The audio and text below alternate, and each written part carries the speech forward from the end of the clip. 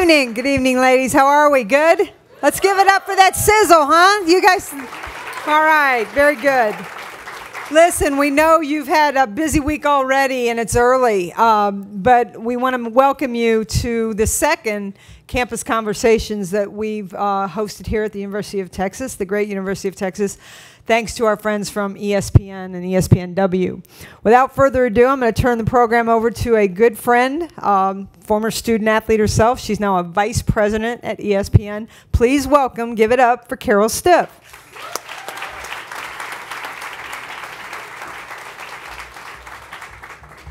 Thanks, CP. That was awfully nice. Great to see all of you here. And welcome to the 21st Campus Conversation. We were here back in April of 2016. We piloted the program. We started, of course, Longhorn Network and also Longhorns U here in Texas. So thank you for hosting once again. Wanted to let you know the other schools we have visited since we were last here were Duke, UConn, Howard, UCLA, Boston College, UPenn, Stanford, Northwestern, UMass Amherst, Alabama, Syracuse, Yale, Vanderbilt, The Ohio State, Notre Dame, and the U.S. Military Academy. So quite impressive group of schools. This semester already, we've been to Penn State, North Carolina, Wisconsin. Of course, we're here tonight, and we'll end next Monday at Cal Berkeley. So thanks again for being here. I want to thank the two Chris's, Chris Plonsky and Chris Del Conte, for having us here and hosting us. Along with your staff, Chris, they've been outstanding working with Jane Bolick and our staff to have a wonderful event here tonight. So when I say we thank you tonight, I mean ESPNW. And who are we? Well, ESPNW is a global multi-platform brand dedicated to engaging and inspiring women through sports. We were launched in July 2010 by a former standout Duke All-American athlete, Laura Gentili. ESPNW.com is the brand content home, which offers total access to female athletes and the sports they play. ESPNW takes fans inside the biggest events and captures the biggest trends in sports and lifestyle. ESPNW also provides a unique point of view to the sports stories that matter most to you, the women and women student athletes. The ESPNW's content lives on digital, television, radio, podcasts, films, events, educational platforms, and social media. We're also in the events business. We hold an annual ESPNW Women's Sports Summit, now in its 9th year. Brings together top athletes and industry leaders for meaningful conversations that affect all of us in our world that we live. I hope someday that you can join us out in California for the W Summit. I know CP's been there, and we also enjoy such a great time of just learning from one another. So tonight, we're here with you, a program specifically designed with your staff and for you, to help you. We share insights from you. We'll also hear from our panelists with their insights as they've made many pivots throughout their career and their life, not only as a student athlete, but later on in the real world. You might learn tonight that you will hear from them that you have skills in your toolbox that you don't even know. And those are the tools that you will use later on in life. So without further ado, let me introduce our panel hostess, our moderator, who is LaChina Robinson. LaChina is an accomplished basketball player. She played at Wake Forest. She's an analyst for women's college basketball on the WNBA. She's a reporter, and she produces an ESPNW podcast called Around the Rim. I hope you have an opportunity to listen to her. Just a quick story here. I got to know LaChina when she won a live auction prize at the NACWA convention, which is now Women's Leaders in Sports. And the live auction item was to come to ESPN in Bristol, Connecticut, and watch us produce the NCAA Women's Basketball Selection Show. So out she came to Bristol, Connecticut, and she asked if she could have lunch with me. So we sat in the cafeteria, had a wonderful lunch, and I listened to her. And she told me about some of the aspirations she's had in life that she wanted to have in her future. And so she wanted to make a pivot out of the college world of administration. And so I introduced her to our coordinating producer for women's basketball, Tina Thornton. Tina Thornton was also a Wake graduate. So their networking was happening. And to great surprise and delight, LaChina now works for us. And that was a great career pivot. And it was just an opportunity that I wanted to share, that she learned to network so beautifully while she was visiting us in Bristol. So without further ado, I want to bring up LaChina and also our panelists for tonight. So thank you again, and thanks for coming. Ew. Thank you. We will get... Carol did not tell you in that story is I did have to get on a payment plan for that auction. I was just starting my career really in sport administration and didn't have the money right away. So thank goodness I had a mentor who would let me pay in installments until I got it all paid off. But how y'all doing? Oh, you must still be in exams. How y'all doing? I was gonna say, a few of you gotta be done. Well, we are so excited to be here for this campus conversation. This is an important time for all of us as we were once in your seats. And for us to have an opportunity to come here today and share our journeys and our transitions and our failures and our good moments and all of that is really a special time. And I just want to say thank you to Carol and to Chris. I will say this one thing. When I was at Wake Forest and I was starting to transition, I was done with basketball and I decided, hey, it's time for me to get into the real world. I remember coming to the athletic department, like, a couple days after my last game, and I was a 4-year starter. So I'm like, okay, I think I'm somebody, but my time is up. So I walk into the office and they look at me like, okay, so what are you here for now? Want to get some shots up? And that wasn't why I was there. I was there because I was so used to my coaches and our staff telling me everything that I needed to do next in life. And so that began the journey of transition that we will talk to you young ladies about today. Also want to thank Jane Bullock for helping to organize this, Melissa Mahaffey, hope I said that correctly, Melissa, and Sarita Cobbs for putting this all together for you ladies. All right, and now we have our distinguished panel. All UT grads, I want to say. Come on, give them some love. So to my immediate right, we have Janet Walker. Janet is General Counsel for Ascension, and it's a care management program. It's the largest nonprofit hospital system in the U.S. Now, in addition to being amazing in her work world, Janet was once here at UT. She played tennis and was an All-American. Now check this, she majored in history and Spanish and got her JD from Texas as well. So a hand for Janet, welcome. To Janet's right, we have Bailey Webster. Bailey was an All-American and Big 12 selection here at volleyball at UT. And she's played at the highest levels internationally as well, all over the world. And she is now an associate in financial advisor services at Dimensional Fund Advisors. That's quite a title. You got to tell us about that. Her major was corporate communication, and then she also had business foundations. You were busy, huh? Welcome, Bailey, to our panel. And to Bailey's right, we have Stephanie Druley. Stephanie is a Senior Vice President of Event and Studio Production at ESPN. Now, Stephanie has won more awards than we could ever count for her work in studio production for the NFL, Major League Baseball. She also oversees all of college sports, including the launch of the SEC Network and the success of your very own Longhorn Network. Wow. She was a journalism major here at Texas. Welcome, Stephanie Druley.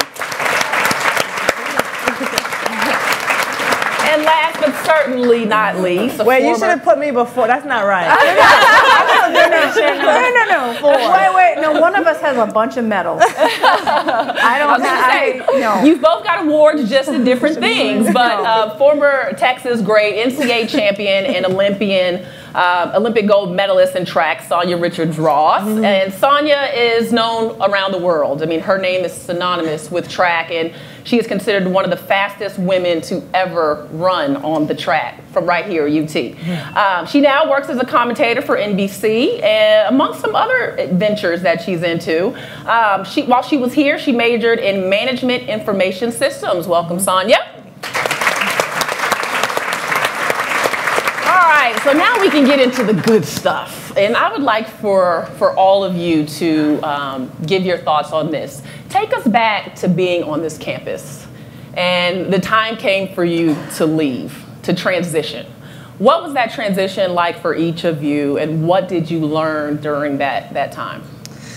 Well, I'll start us off. So gosh, how neat is this to be here? First of all, I mean, before we were getting ready to come out, I mean, I'm looking down at the women on the panel, and I wish I had brought the notebook up because I'd be taking notes. Right now, it's just a phenomenal opportunity for all of us, tonight. So I just wanted to acknowledge that. And I just, when I was making that transition, I had so much anxiety. Anxiety is the word that comes to mind. I, at that time, had just had the best year I'd had in tennis, was #2 in the country at the time, but in my heart, I really wanted to go to law school. So I had so much anxiety over how that transition was going to work, and really didn't know anything other than, being in the sports world, so it was a lot to think about. And I know we're going to get in, as we develop our time here this evening, later into the challenges that brought. But when you talk about kind of the word that comes to mind, it's, gosh, anxiety, but excitement for what could come.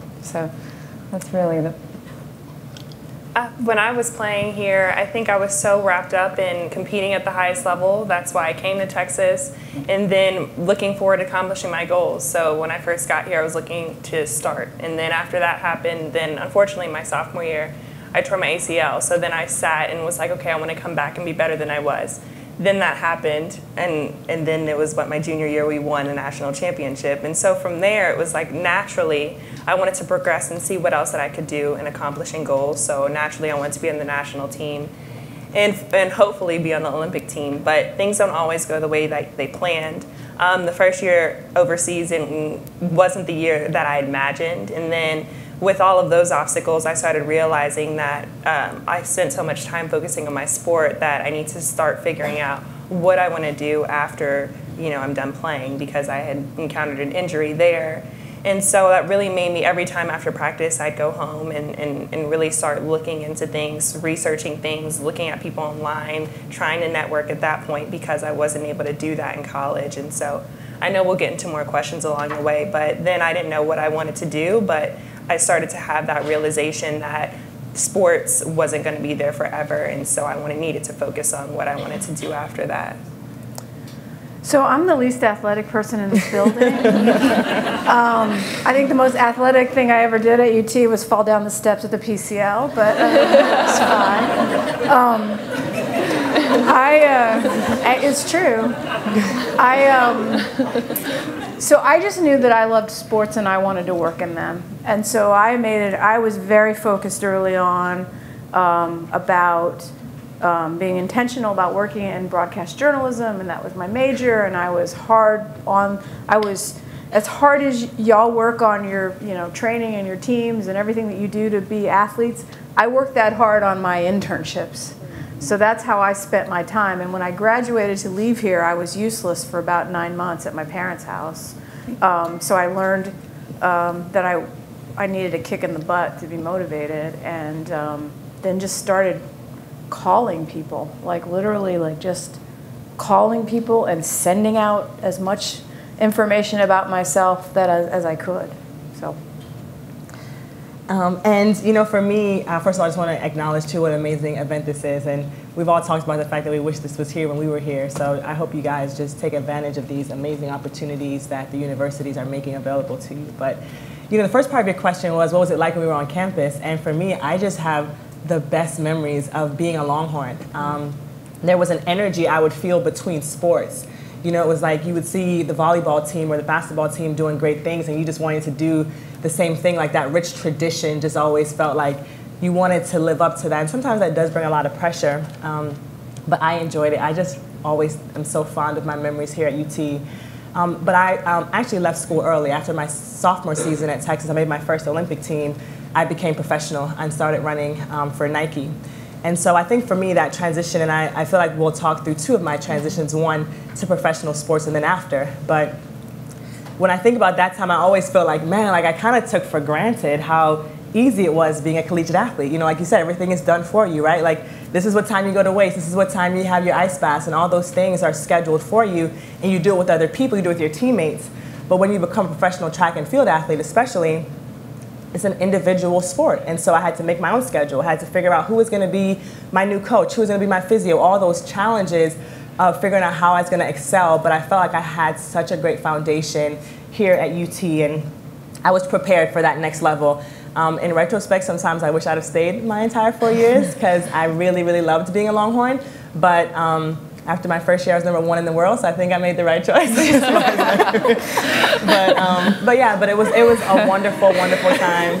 As most of you know, that #1 in the world thing, like We're like, but it's a wonderful time. It's going to go by really quickly, so just really, really enjoy and take advantage of it this time. It's just so special. yeah, it does go by quickly, and I know we probably have freshmen in the room, sophomores, juniors, seniors. No matter where you are in your career, that 4 years goes really fast. So I think one thing that I wish I would have done, and that's where we're going to start with some retrospect. I wish I would have started the process of transition my freshman year. Like, I wish I had started to think about my post-athletic career early on. On that same note, for all of you, we're hearing anxiety, we're hearing things not going as planned, 9 months at home with mom and dad, #1 in the world, not bad. But what do you wish you had done during your time in college, or what do you wish you had taken advantage of that would have gave you maybe a little bit of a smoother transition as you look hindsight? Well, I'll start. I mean, Stephanie, you mentioned one of the things you said was that you were intentional about the internships that you took, and I'll spin it in the positive. I think one of the things you also talked about, early on. I mean, I was just one of the things as I look back that I think that I did was I tried to really reach out in the community, and every opportunity that I had like this, I'd be taking notes and asking questions and trying to figure out more really about myself too, and kind of figure out like through my filter what stuck and what I wanted to learn more. That's really when you meet other people and you're asking those questions and you're listening, not only do you find out things about those people that are really valuable and fascinating that are going to take you places potentially, but you find out a lot about yourself too. And that's a really important part of the process of where you all are. So I would really, to the extent you can, encourage you to take advantage, and not just, we use the term networking, and that to me sometimes has the connotation of, well, what can I get out of it? And when I say like reach out in the community, I don't even mean networking so much. I'm just even talking about all the people that you meet on a day-to-day basis. They can be any of the people that you see. So one of the things that comes to mind, I remember I saw Coach Conrad here. So one of the events that Coach Conrad was a part of that made a big impact was she brought in Governor Ann Richards to an event, and I just remember sitting in the back, probably having anxiety, that I mentioned, and just being blown away by her story. It stuck with me for years. I still think about her. And I really wanted to go up and introduce myself and say hello, but I was too scared, and I didn't do it. And it would have been a really great opportunity to meet her that evening. And so when I live day to day, I think about that, and I think go up and say hi, see what you can learn. So that's what comes to mind. So. Others? Hindsight? I think I'll jump out of order so we're not always like going Yeah, you don't have to jump in. We're very I think one of the things that I think about, my father always told me when I was growing up and as I was starting to excel in track and field, never be one-dimensional.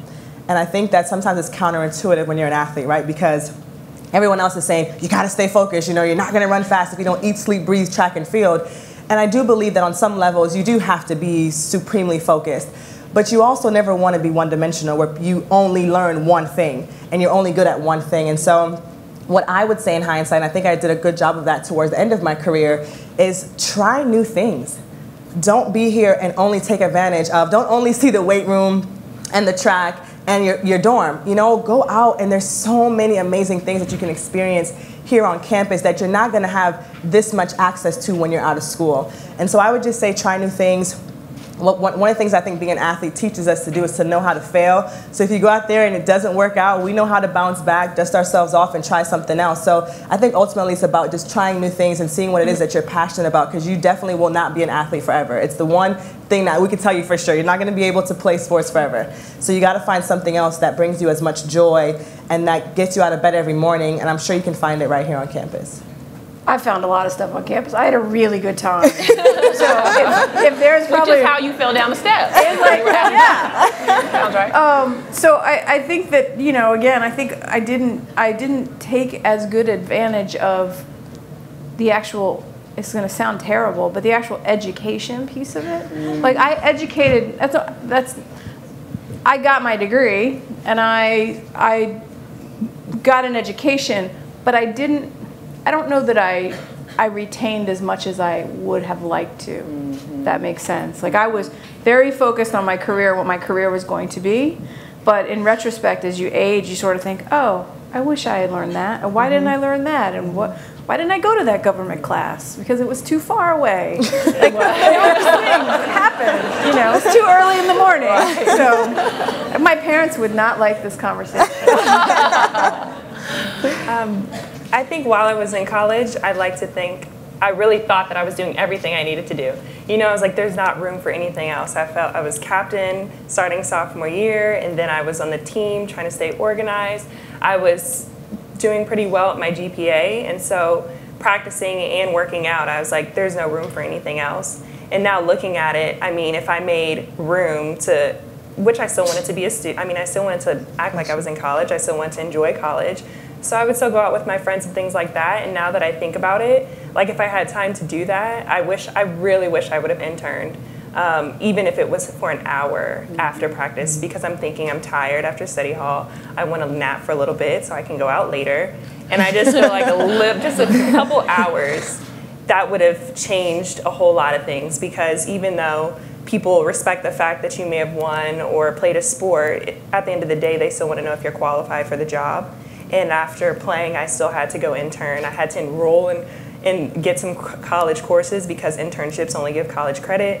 And it was this whole process, which put me not a year behind, but I could have done this while I was in college without paying for college courses. But let me just contrast, right? These three ladies and myself. But the difference is that y'all are so much better prepared to lead and to be exemplary candidates to get hired. As somebody who hires now, like that is, y'all are more organized than I ever was, having to juggle everything you have to juggle. All of you here juggle more than most people in real life ever do.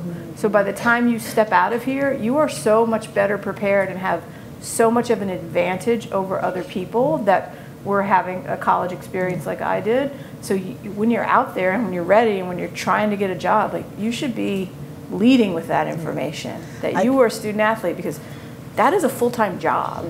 Yeah, I think to piggyback what you're saying too, I feel like a lot of times we forget that, and it's so important to be confident, because you might graduate with whatever degree you have, but I always say as an athlete, I got 2 degrees because I got a master's in track and field, okay?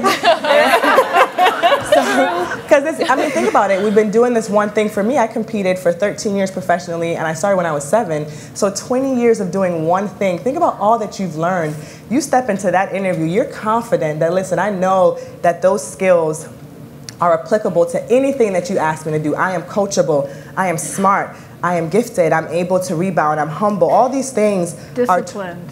are disciplined, hardworking, focused, determined. All these things that you all are for being here. If you're a female athlete here at the University of Texas, or you can go anywhere and be great. So it's about walking in with that confidence and knowing that you are as prepared as any other candidate is. And it's not, so I completely agree with you, Stephanie, sort of in hiring, one of the things that you look at, we talked about being #1 in the world and all the accolades, All-American, and you name it in this room. But I think the thing that prepares you the most and that I go back to on a day-to-day basis is how to deal with a loss. What do you do when you lose? Because in the real world, you lose and you have challenges, and they're really, really hard, and they're so hard to know how to handle it, and you don't have all of the resources they're not there. So the resource that you do have is your mind and that experience and where you go back to and how to handle that the perseverance that you need. And so we were talking about this before we got ready, and I do think about those things all the time. It's not the wins that I think about. I go to the challenges and the losses and what I learned from those. You guys are talking a lot about the transferable skills, and this is something we mentioned earlier today, but what about your identity? as an athlete, how do you take that identity that you have been glued to for so long, that's been just a part of who you are, and transition that into your post-athletic careers? Well, I think for me, I think that transition starts in your heart and your mind first. I think for so long, so my last race was in 2016, but I had 3 surgeries on my foot, so I kind of knew my career was coming to an end. And you talk about being a track and field athlete for, I mean, the majority of my life. Like, it's literally what I did day in and day out for 20 plus years. And I felt like what I did before my career was coming to an end was I started to get my heart and my mind prepared for, I am more than an athlete. Track and field is what I did, it wasn't who I was. And so I started to label myself some other things, you know, like I'm a Christian, I am a wife, I'm a now mother, I am just I'm a sister, I'm a friend, all of these things that I feel are even more important than being an athlete. So I think for me it was really preparing my heart and my mind before I ever stepped off that track officially.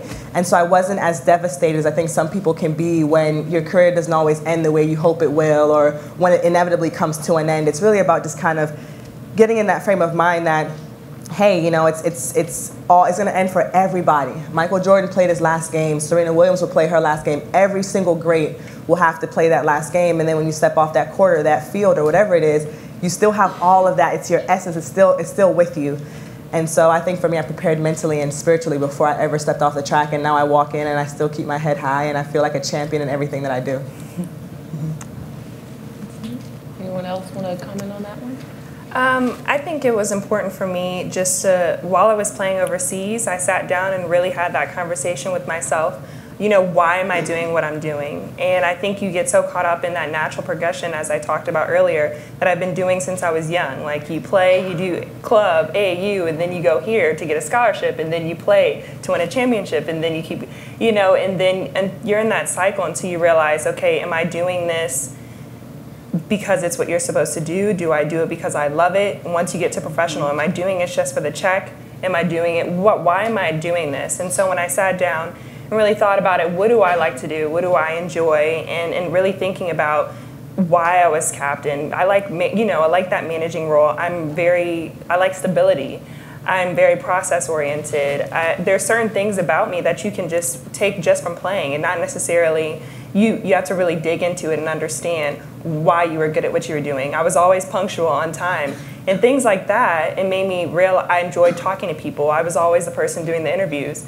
And so that's why I started looking into, okay, I want to do broadcasting. I want to get to build relationships with people. I love interviewing people and relaying that message to others.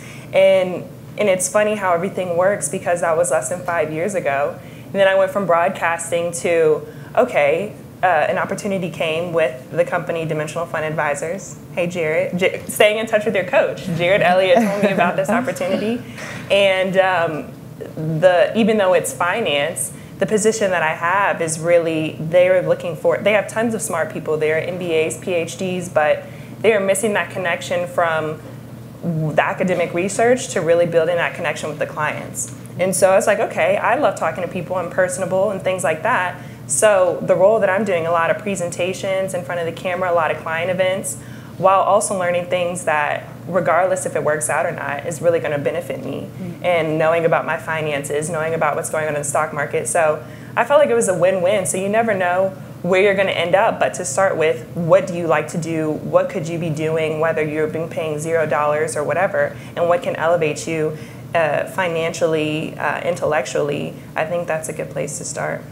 And I would just add, too, I mean, we were talking a lot about the identity. I mean, this is a big question, you know, and it's a big one. And I struggled with it. And I just want to also just offer the idea, too, that it's okay if you struggle with it. And it's okay if it takes you a long time. And I want to give you all the grace to know that that's okay.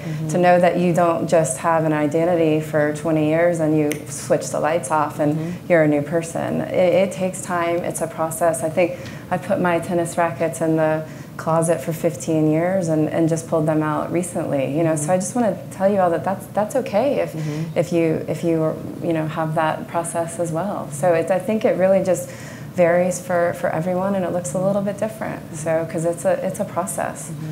And it will continue to be a process. We're going to take your questions in a moment, so get ready to step up to the mic. But before we do, want to make a quick comment and then a question.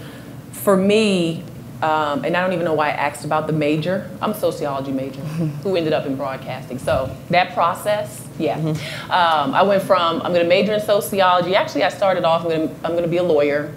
And then I didn't want to read and write that much. So then it was psychology, and then that was too much science.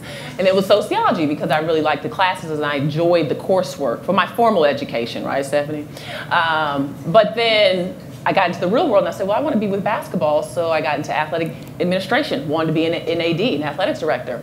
And then in my late 20s, find time to have a pivot. I was like, you know what? Broadcasting, let's do it. Totally late, no experience. We could have an entire show on that transition, but to your point, you don't have to have it all figured out now. Like, not even close. Before we take some questions from the audience, I want to ask you guys about two things, passion and confidence. How did you find the thing that you were most passionate about? How did you know that that was the thing that you wanted to do for your career? And then how did you develop the confidence in that specific area that you could make that your career for the rest of your life? So I'll start. The passion is an easy one for me. I wrote my high school thesis on Title IX and women in sports, and that's always been a passion of mine, is combining, you know, the two. And I always saw the natural avenue for that was through law school, and so that has been a passion of mine. I continue to look for opportunities to help women in the role that I have, and I mentioned sort of in every interaction I have, you know.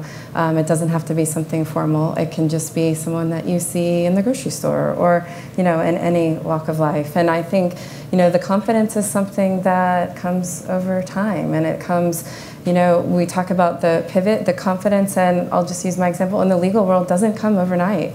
You know, the confidence in my tennis career didn't come overnight. It came through a lot of hard work, and it's the same thing when you make the pivot. You know, and so it's a new beginning, and it's a new challenge, and so the confidence just builds, you know, with the experience that you have. But you know, we've talked about what's inside, and that I completely agree with what your sentiments there. And so that stays with you. You know, what's in your heart and your dreams and all of that. So. I love that. Yeah. I was blissfully naive. I don't know if I was confident. I just didn't know any better, right? Yeah. I didn't know that I was not supposed to be a woman working in sports media in a company that was, I don't know, Carol, 90-something% men when I started. Like, wow. I just never, I mean, I'm exaggerating, Sanya. It probably wasn't that bad. It just felt that way. But I just had confidence to know that I knew what I knew, and I knew what I loved, and I loved sports, and this is what I wanted to do. And so it never, to me, people always ask me that question, what's it like to be a woman at ESPN?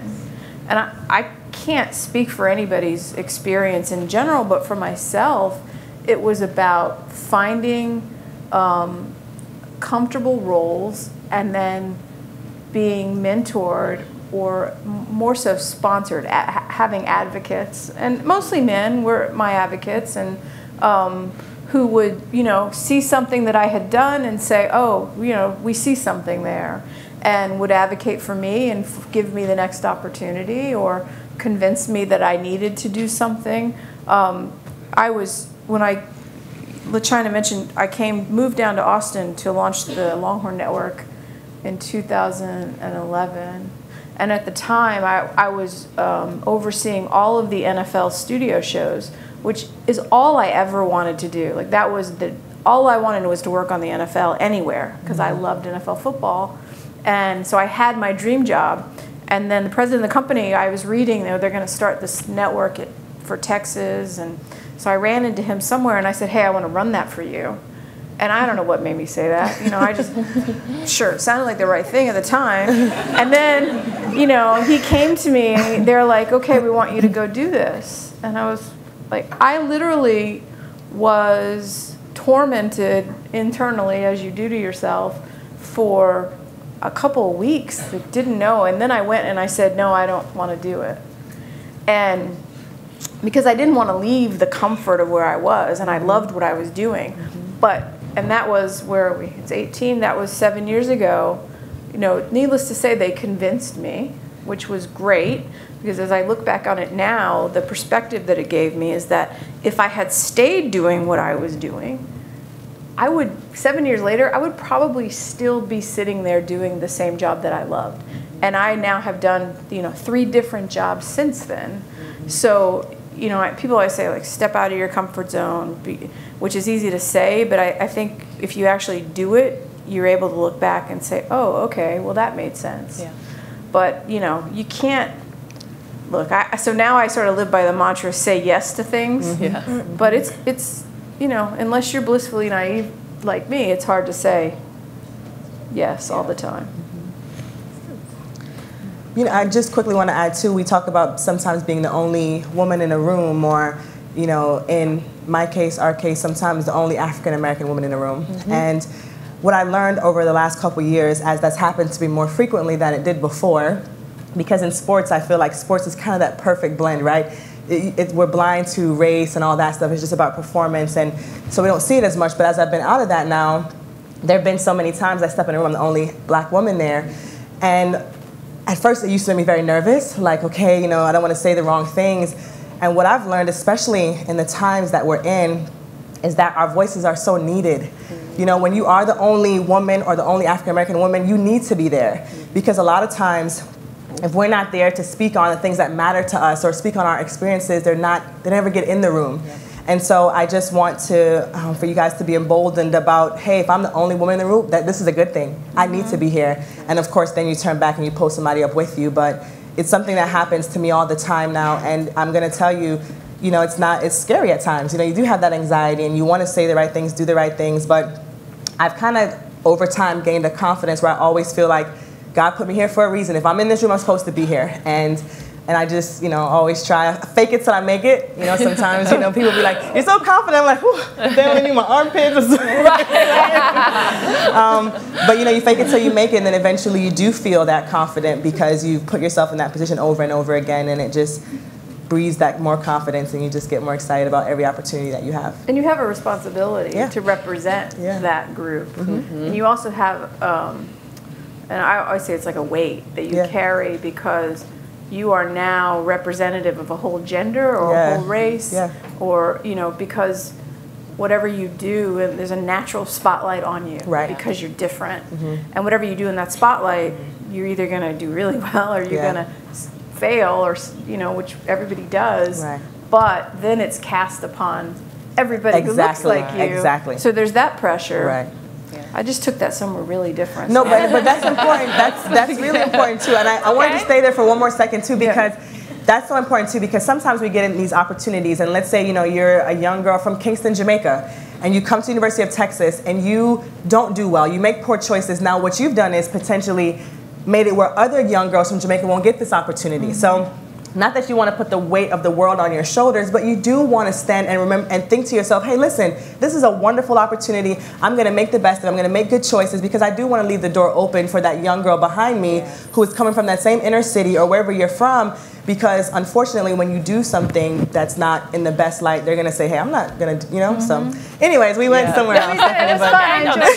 That's a great point. I mean, inviting that responsibility, right? Because here it is, you could have the opportunity to open the door for 2 more young women who show up one day saying, I want to work for NBC, or I want to be a senior VP at ESPN, or no matter what your role is. So I'm getting the cutoff right now because we have to go to questions. So we want to see where your confidence is. Step up to the mic. It's right in the middle of the room. If you have a question for our panel, we would love to hear your voices. Step right on up. Don't be shy. Don't be shy. All right. We were so comprehensive. There's nothing there. I know. That's what it is. We took care of everything. I'm not one of the young ones, but I do have a question. Just start with your name, your sport. I know. I didn't tell you that until after you got up there. Is the mic on? Yeah. We can hear you sound great. Your Bailey. I'm a freshman on the track. No. Okay, there you go. That lady is no freshman. She looks like a freshman on the track team. Okay. That's it. We can't see her, but Bailey. I'm a coach. She's the head coach. Come on now, tell them. I wanted a question for Sanya, because you mentioned the word, what'd you mention? You mentioned coachable. Yeah. Okay. can you elaborate a little bit on what it means to be coachable? Because I think a lot of people sometimes think they're coachable because they're like the stars on their high school team. Right. So if you can elaborate a little bit on the qualities that you need to have to be coachable, because a lot of times those qualities transition into life after sport. Get a job, keep a job, get a raise, be successful. So if you can talk a little bit about that, that'd be great. Sure.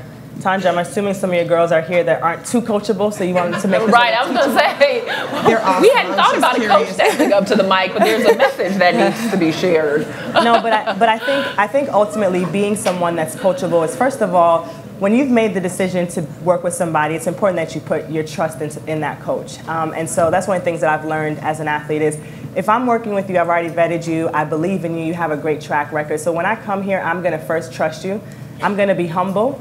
But I also think as someone who's coachable, it is okay to ask questions. I always, when I came to the University of Texas, I was working with my strength coach, and I remember we were doing core work, and he was giving us like 100 sit-ups. So I challenged him. I said, hey, I don't think that's enough. Like, I used to do 1,000, and he's like, 1,000? My teammates were so upset because we started doing 1,000 sit-ups because of that. But I think there are ways that you can challenge your coach without being combative and disrespectful, right?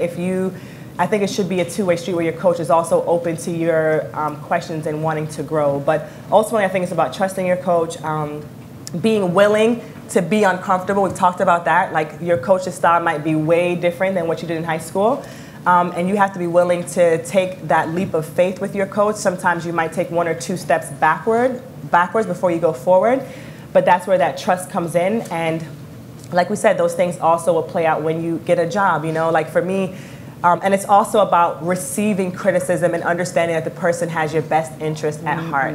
And so I've had to do that too as an analyst. It's like, like every time I'm like, and I'll tell them, tell me, I want to know, what can I do better? Like, you have to want to get better and trust that that person wants to see you be successful too. So, ultimately, I think, like I said, it's really about just trusting your coach and having that humble spirit. And I think that those two things make you a coachable athlete and employee. If you guys have anything to add. I'd also just add being flexible, with the pace of change in today's world. I'm in healthcare. It's changing so quickly, but it's not the only area that's changing that quickly. And one of the crucial things is the ability to handle change and to be flexible with that change. And I think the skill set that you develop as a student athlete, prepares you well for that. But it's something that I think I continue to go back to it. So I think it's definitely a critical area. So. And I think it's important to be open to learning and continue to learn. I think all the way up through college, after college, playing, and then just now being in a new industry, I'm always learning. Now I'm looking to go back to school and just continue to learn, because you have to continue to elevate as others around you elevate, and when you're in different situations.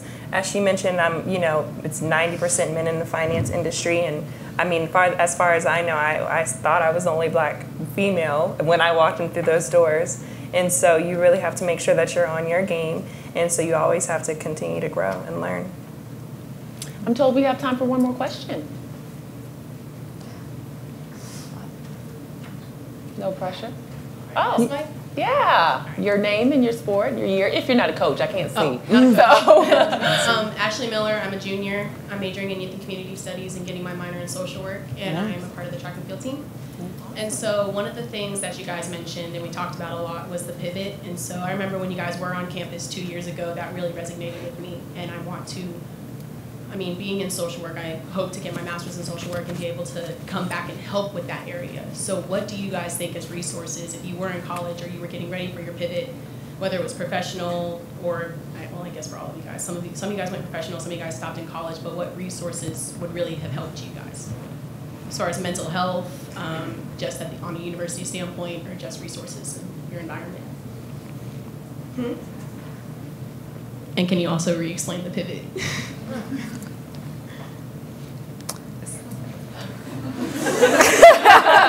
So that was a good question. I'll start. One of the things that I was going to touch on if we didn't have another question, and I'm going to try to weave it into this one, and it's taking care of yourself. Because when you talk about the pivot, we've talked a lot about, okay, you got to have to do these things, but if you don't take care of yourself, and I'm talking about from a mind, body, spirit standpoint, then when you talk about defining the pivot, you won't be able to make that pivot. So I would look at the resources on campus from those 3 areas, and I would, start. I'd go to the LBJ school. I'd go to the School of Social Work. I'd go to their their career services department, not only within the athletic department, but also at the School of Social Work. I'd go on campus at the mental health resources. There are so many different areas, at least there were when I was there, and I know there must be even more now. I'd talk to alums, student-athlete alums who have gone through social work. I know that there are a number.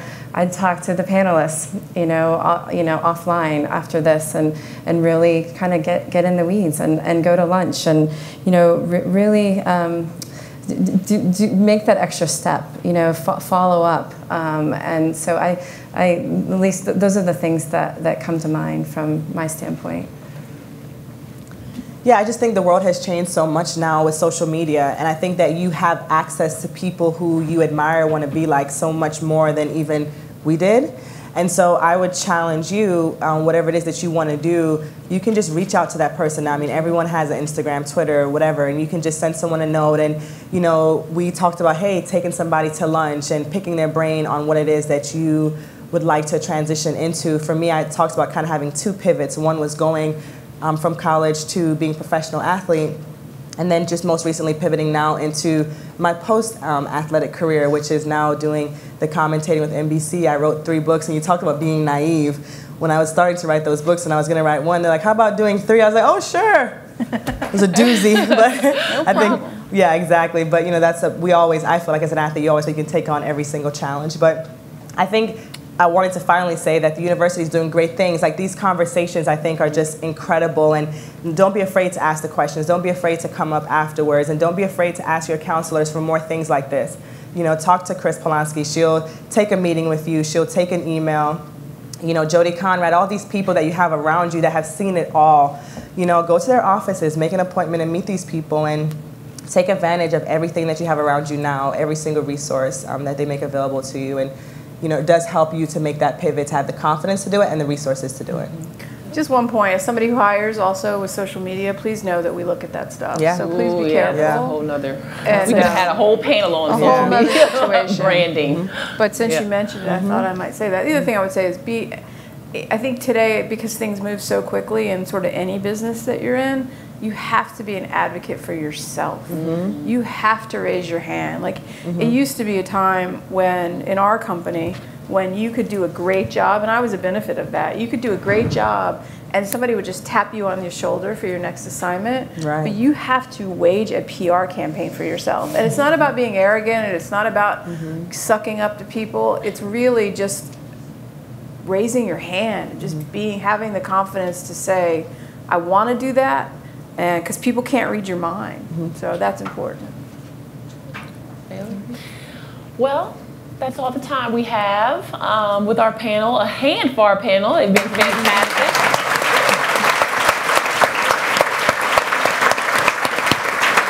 And in a moment, Jane is going to come up and close us out. But I wanted to make just one more point. Something that I learned during my time on campus was that there's a formal education where you have your classes and your sport, but then there's an informal education.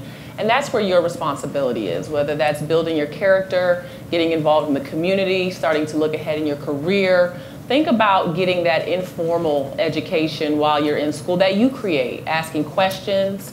And another thing that really worked for me, and it's something I looked at hindsight that I wish I had done more of, but was to interact more with non-athletes. You know, I had a roommate that was a non-athlete, and they had all kind of things going on campus. I was like, oh, really? Well, you know, didn't know that maybe because I was at practice or I was on a trip, but engaging in campus life, like I wish I would have been on the debate team or got involved in government, things like that. Like, I know you're looking at me like, did you really have time for that? Maybe I did, right? Looking hindsight. So just take your informal education, take the reins there, and be curious and ask questions. And thank you guys so much for your time. You look amazing, by the way. Y'all look great.